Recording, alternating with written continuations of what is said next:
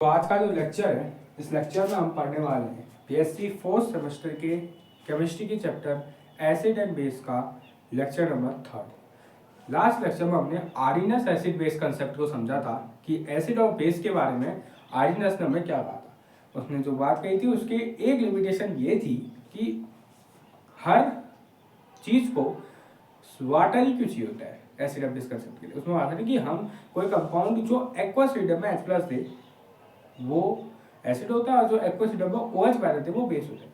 तो aqueous medium में क्यों, ये एक लिमिटेशन हो गई थी किसकी, आर्डिनस की। इस लिमिटेशन को ओवरकम करते हुए एक नई थ्योरी है जिसको नाम दिया गया ब्रोंस्टेड-लाउरी थ्योरी। क्या नाम दिया गया? Bronsted-Lowry theory.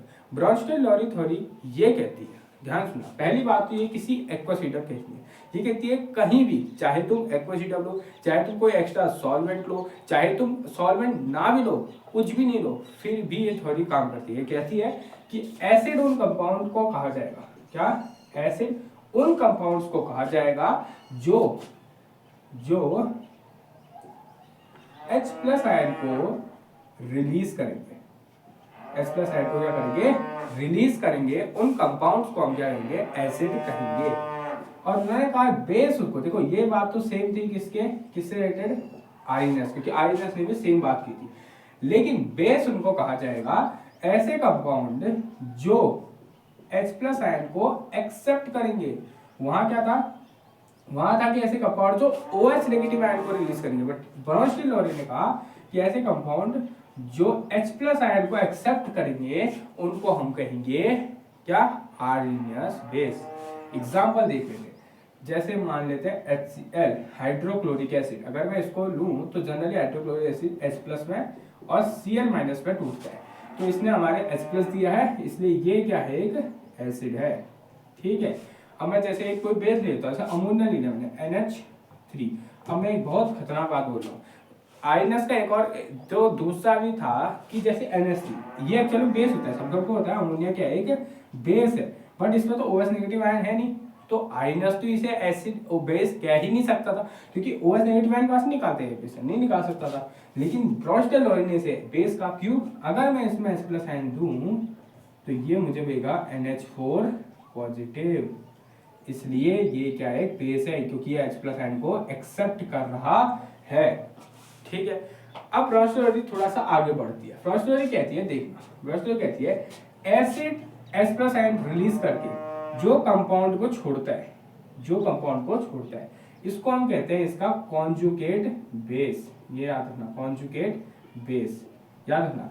Acid H+ ion को रिलीज करके जिस कंपाउंड को छोड़ता है उसको हम कहते हैं कॉन्जुगेट बेस। ऐसे ही बेस H+ आयन को एक्सेप्ट करके जिस कंपाउंड को छोड़ता है इसको हम कहते हैं कॉन्जुगेट एसिड। याद रखना, एसिड बनाएगा कॉन्जुगेट बेस, बेस बनाएगा कॉन्जुगेट एसिड। इसी वजह से ब्रोंस्टेड-लाउरी थ्योरी को कॉन्जुगेट एसिड बेस थ्योरी भी कहा जाता है। इसका एक और नाम है, याद रखना, वो है कॉन्जुगेट एसिड बेस थ्योरी। कई जगह ऐसा भी लिखा जाता है कि defined conjugate acid base theory. जो लोग कहते हैं कि ऐसी कौन सी थ्योरी है? ये ब्रोंस्टेड-लाउरी थ्योरी है, क्योंकि एसिड जब H+ आयन को रिलीज करेगा तो ये कॉन्जुगेट बेस बनाएगा, और बेस जब H+ आयन को एक्सेप्ट करेगा तो ये कॉन्जुगेट एसिड बनाएगा। ठीक है। अब समझना, पहली बात तो इसकी खास बात यह है कि इसके लिए कोई भी सॉल्वेंट की जरूरत नहीं होती। मतलब तुम या तो तुम लोग पानी दे सकते हो, चलेगा। तुम कोई भी एनी सॉल्वेंट ले लो, तुमने बेंजीन ले लिया, चलेगा, या तुमने कुछ भी नहीं लिया तब भी चलेगा, ये काम हर जगह होगा। ठीक है, ओके। अब समझ आना, Bronsted acid base theory generally समझ आ गया ना क्या थी? ऐसे कंपाउंड जो कि H+ आयन को रिलीज करते हैं वो एसिड होते हैं, और ऐसे कंपाउंड जो H+ आयन को एक्सेप्ट करते हैं वो बेस होते हैं। दूसरी बात, कंपाउंड ब्रोंस्टेड एसिड जब H+ आयन को रिलीज करता है तो जो कंपाउंड बचता है उसको कहते हैं उस एसिड का कॉन्जुगेट बेस। कॉन्जुगेट मतलब एक टाइप का साथी का होता है, बेस होता है। और बेस जब H+ आयन को एक्सेप्ट करके जो चीज बनाते हैं उसे कहते हैं कॉन्जुगेट एसिड। ठीक है। अब अगर मैं इन दोनों रिएक्शन को एक साथ लिखूं, जो कि ये है ना, ठीक, अगर इसकी डेफिनेशन लिखनी है तो लिखिए, according to this theory those compound which release H+ ion are known as acid and those compound which accept H+ ion are known as base in any solvent. ठीक है, ये सिंपल हो जाएगा डायलॉग। ठीक है, और ऐसे कैसे? तो आफ्टर देखो, after deprotonation after deprotonation the compound नहीं after deprotonation the acid forms the conjugate base and after protonation the base forms conjugate acid. ये भी कह सकते हो कि आफ्टर जो डीप्रोटोनेशन मतलब प्रोटॉन को निकालेगा, प्रोटॉन क्या है एस प्लस, प्रोटॉन का मतलब ये नहीं ये होता है एस प्लस। तो after deprotonation the S conjugate the acid made conjugate base and after protonation the acid the base make conjugate acid। अब हेडिंग आना अगली चीज जो इसमें आने वाली है वो है acid base reaction. Acid base reaction, acid base reaction. अब एसिड रिएक्शन को अगर मैं अच्छे दिखाऊं तो जैसे मैंने ले लिया हाइड्रोक्लोरिक एसिड प्लस अमोनिया और इसकी रिएक्शन मैंने करा दी, रिएक्शन करा दी, दोनों की रिएक्शन मैंने करा दी। अब मुझे बताओ HCl देगा H प्लस देगा, इस H प्लस को एक्सेप्ट करेगा NH3, जब NH3 H प्लस को एक्सेप्ट करेगा तो क्या बनाएगा NH4 पॉजिटिव बनाएगा, नहीं बनाएगा NH4 पॉजिटिव बनाएगा और HCl का क्या बच जाएगा Cl नेगेटिव। ये होती है एसिड बेस रिएक्शन। जब एसिड और बेस की रिएक्शन होती है, एक चीज याद रखना, एसिड और बेस की रिएक्शन जब हाइड्रस सॉल्यूबल होती है ना तब बनता है सॉल्ट और वाटर, बट एसिड और बेस की रिएक्शन जब ब्रोस्टेड सॉल्यूबल होती है तो क्या बनता है देखना, ये मेरा एसिड है, ये मेरा बेस है। एसिड ने जब रिएक्शन करी तो एसिड क्या बनाएगा साथ ही साथ अपना कॉन्जुगेट बेस, कॉन्जुगेट बेस। अब इसे कॉन्जुगेट बेस क्यों कहा गया ध्यान देना, इसको कॉन्जुगेट बेस कहने का कारण ध्यान देना, इसको कॉन्जुगेट बेस क्यों कहा गया अभी बताऊंगा, अभी दूंगा। और ये जो बेस है ये क्या बनाएगा अपना कॉन्जुगेट एसिड।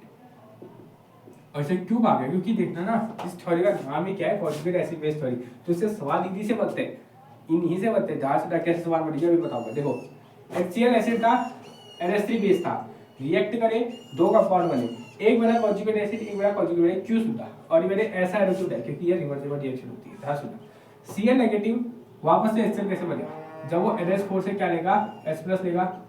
अब बताओ H प्लस लेने वाला कौन होता है, बेस होता है, इसलिए इसका नाम क्या बढ़िया कॉन्जुगेट बेस। अब NH4 NH3 कैसे बनेगा वापस से, जब NH4 अपने अंदर से H प्लस को निकाल देगा, जो कंपाउंड H प्लस निकालता है वो क्या होता है एसिड होता है, इसलिए इसका नाम क्या कॉन्जुगेट एसिड है। तो याद रखना ब्रोस्टेड लॉ थ्योरी के अकॉर्डिंग जब भी एसिड और बेस रिएक्ट करते हैं तो एक बनता है कॉन्जुगेट एसिड, एक बनता है कॉन्जुगेट बेस, मतलब एसिड का कॉन्जुगेट बेस बनेगा, बेस का कॉन्जुगेट एसिड बनेगा। ये चीज ध्यान देना, ठीक है, समझ आ गई। इन्हीं से सवाल बनते हैं, पता है सवाल जो चीज है ना इन्हीं से बनता है। जैसे सवाल तो बन जाएंगे, ध्यान से देखना क्या, देखो सवाल बन जाएंगे जैसे right the conjugate acid and base, conjugate acid और कॉन्जुगेट बेस बताना है, जैसे HCl plus H2 NH3 plus H2, जैसे CH3 COH प्लस H2। एक और ले लिया जैसे H2O प्लस CO3 नेगेटिव। ये ऐसे सवाल आ जाएंगे, तुमसे कहेगा कि यार ये एक रिएक्शन दे रखी है, इसमें एसिड बेस रिएक्शन है और मुझे इसके कॉन्जुगेट एसिड और कॉन्जुगेट बेस बताओ, तो कैसे बताओगे। ध्यान दे, सबसे पहले तो तुम्हें एसिड और बेस को पहचान डालना चाहिए। मुझे बताओ HCl और H2 है, एक हाइड्रोक्लोरिक एसिड है, एक H2 है, इसमें एसिड को होगा बेस को होगा, ऑब्वियसली यार ये तो नाम से एसिड है तो ये होगा एसिड, ये होगा बेस। अब सिंपल चीज याद रखना, एसिड का काम होता है, यहाँ शॉर्ट में लिख दो कब आएगा, अगर तुम्हें एसिड से बेस बनाना है, क्योंकि एसिड का कॉन्जुगेट बेस बनेगा, तो उसमें से H प्लस को निकाल दो और H प्लस को निकाल दो, जैसे ऐसे लिख सकते हैं एसिड माइनस H प्लस जो तुम्हें देगा बेस, और उसका उल्टा बेस प्लस H प्लस तुम्हें देगा कॉन्जुगेट एसिड। ये कॉन्जुगेट बात है, इधर वाली कॉन्जुगेट एसिड का, ठीक है सिंपल। ये एसिड है, ये बेस है, चलो एसिड से H प्लस निकाल दे, अगर एसिड से H प्लस निकलेगा तो क्या बचेगा Cl नेगेटिव बचेगा, ऑब्वियसली Cl नेगेटिव, और ये H प्लस कहा जाएगा इसके पास तो क्या बच जाएगा H3O पॉजिटिव। मैंने बताया था आज द स्टोरी में कि H3O पॉजिटिव भी लिखा जाता है, मैंने कहा था वैसे में कब आएगा, यहाँ कब आया ये देखो। अब कई बार क्या होता है, अब लोग लिख देते हैं यार ऐसे लिख देते हैं H प्लस और Cl माइनस, ऐसा नहीं होगा ना, क्योंकि ये तो रिएक्शन HCl की हुई। H2O कहाँ है, H2OCS प्लस H2 के पास क्या था, इसलिए ऐसे लिखा जाएगा। अब मुझे बताओ कौन एसिड है कौन बेस है। ये देखो ये था एसिड, ये था एसिड। एसिड का यहाँ बना होगा कॉन्जुगेट बेस जो कि ये है, क्योंकि एसिड ने जब H+ को निकाला तो बेस बनेगा, राइट।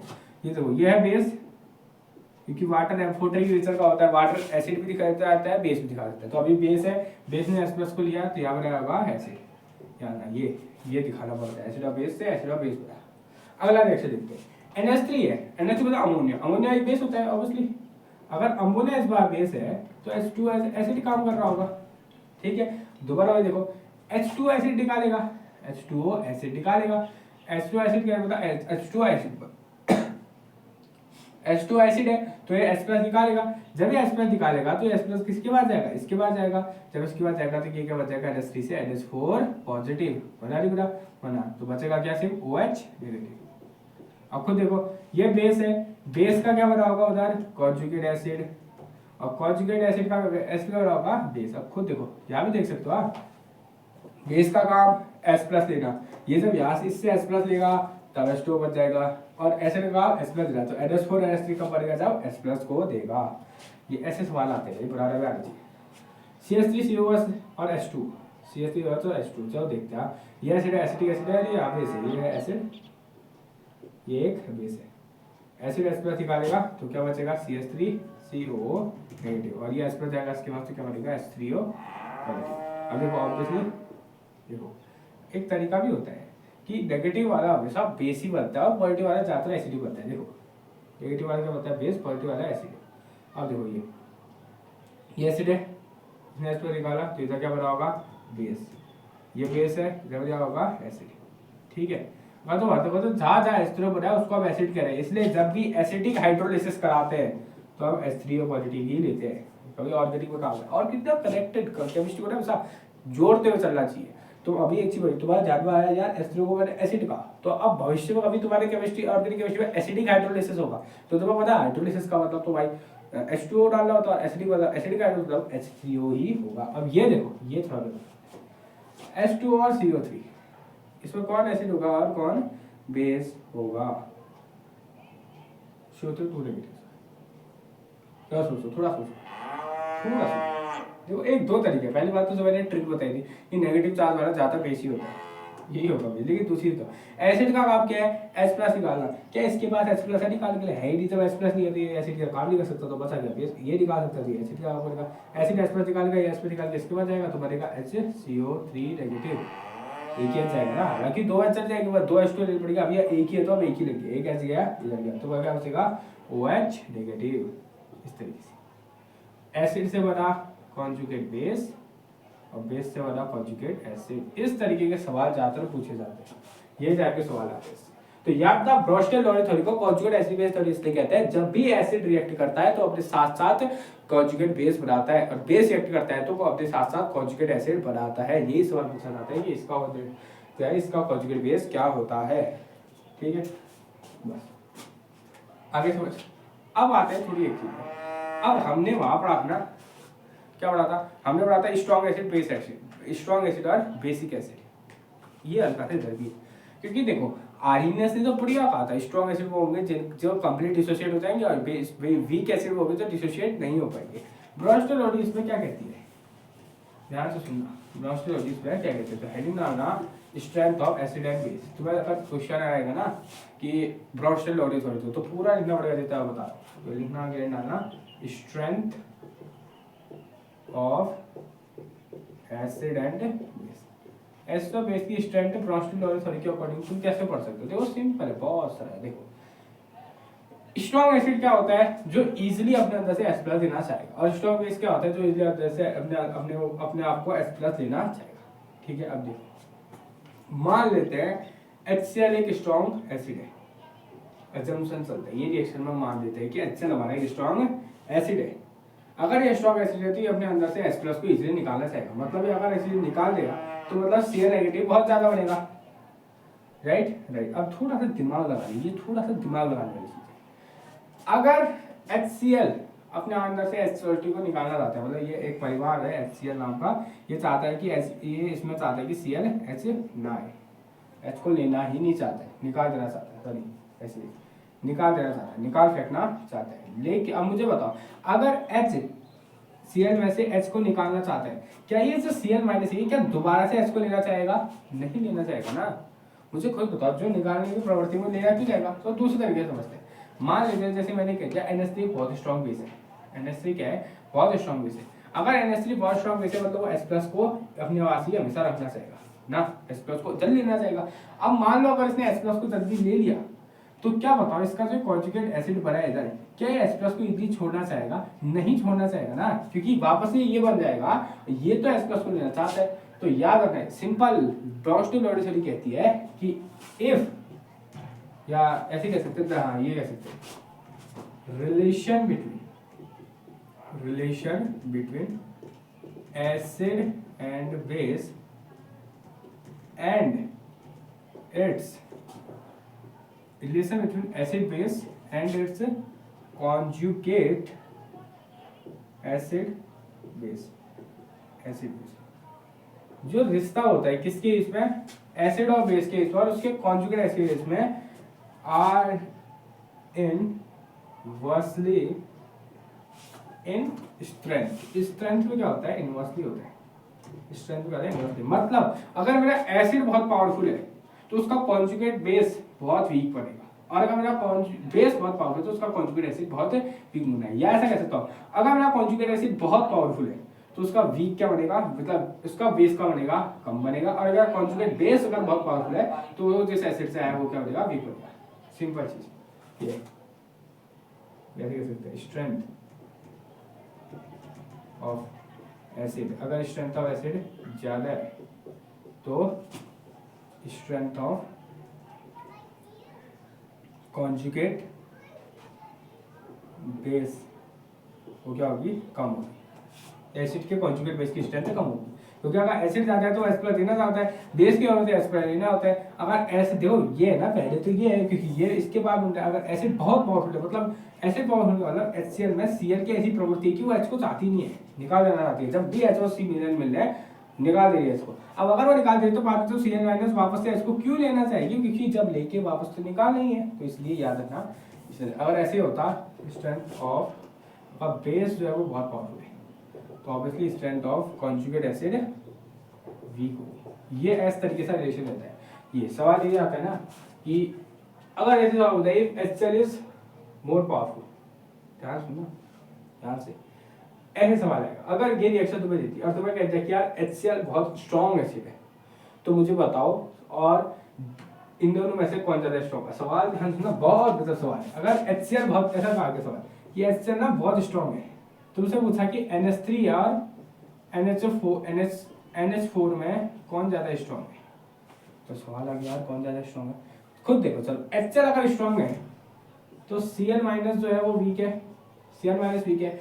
Cl माइनस क्या है? बेस है। बेस अगर वीक है मतलब बेस H+ को लेना नहीं चाह रहा। अगर ये H+ देगा नहीं तो ये H+ देगा नहीं, और अगर H+ नहीं दे रहा है और H+ नहीं दे रहा तो ये कॉन्जुगेट एसिड भी तो वीक हो ना। अगर जो चीज H+ नहीं दे रही है, क्योंकि ले रहा है, अगर कोई लेने वाला नहीं है तो ये देगा भी। अगर ये दे नहीं रहा, जो H+ कम देता है वो क्या होता है? वीक होता है ऑब्वियसली।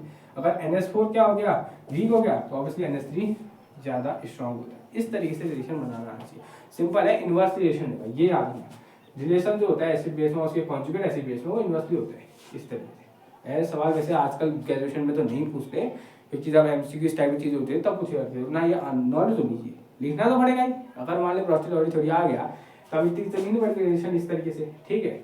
अब आती है वही चीज एप्लीकेशन या एडवांटेज। इसमें लिखना एडवांटेज। सवाल है ना, क्योंकि ब्रोंस्टल थोड़ी क्यों आई? क्योंकि आरइनएस फेल हो गई। क्या हो गई? आरइनएस जब फेल हो गई। अब आरइनएस अगर फेल हो गई, ध्यान सुनना, आरइनएस अगर फेल हो गई तो ये आई, तो इसने ऐसा क्या किया कि ये आरइनएस से एडवांस हो गई। तो सिंपल लिख सकते हो एडवांटेज ऑफ ब्रोंस्टल लॉरिसोरिया CABD, advantage of conjugate acid base theory. Advantage क्या? सबसे पहला एडवांटेज तो यही है, it does not require any solvent. ये सॉल्वेंट रिक्वायर नहीं चाहिए, इसको सॉल्वेंट चाहिए नहीं acid for acid base reaction. Acid base reaction के लिए सॉल्वेंट की जरूरत नहीं है। आयनस में एक्वस सॉल्यूशन की जरूरत होती थी, बट इसमें जरूरत नहीं है। दूसरा, it also explain acidic slate basic character of ions.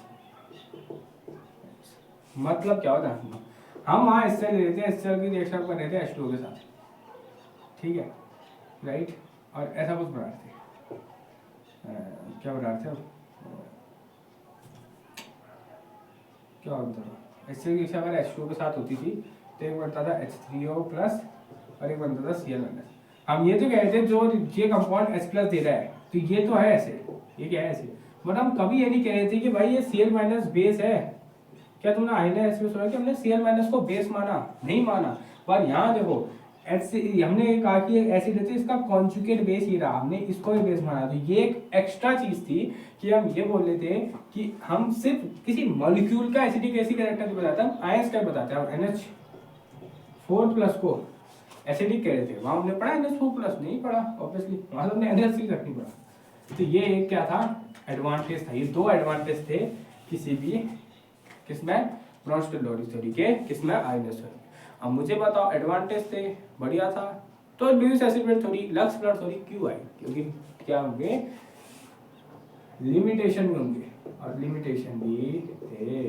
पहली लिमिटेशन वही बात, पहली लिमिटेशन ध्यान, it does not explain, it does not explain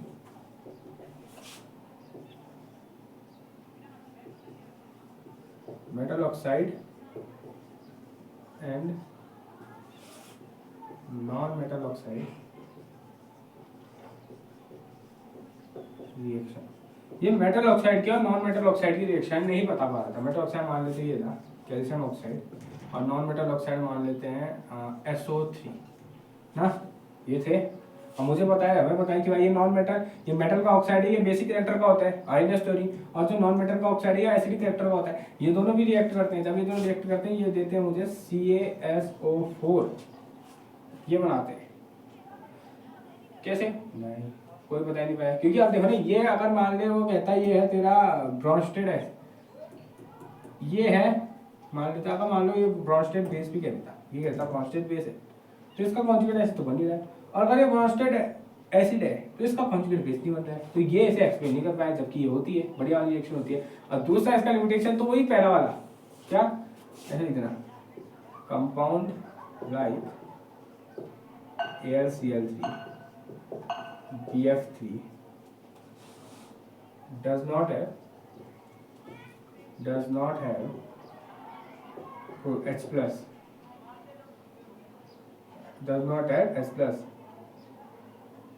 but they are acidic in nature। जो ये AlCl3 की होती है, ये तो उसका भी आइनस की भी एक काफी जैसे वो था, लिमिटेशन था कि AlCl3 BF3 ऐसे कंपाउंड जिनके पास H प्लस होने के बाद ना, उनके बावजूद भी एसिडिक नेचर के होते हैं, जिसके बारे में भी ये चीज नहीं बता पाई।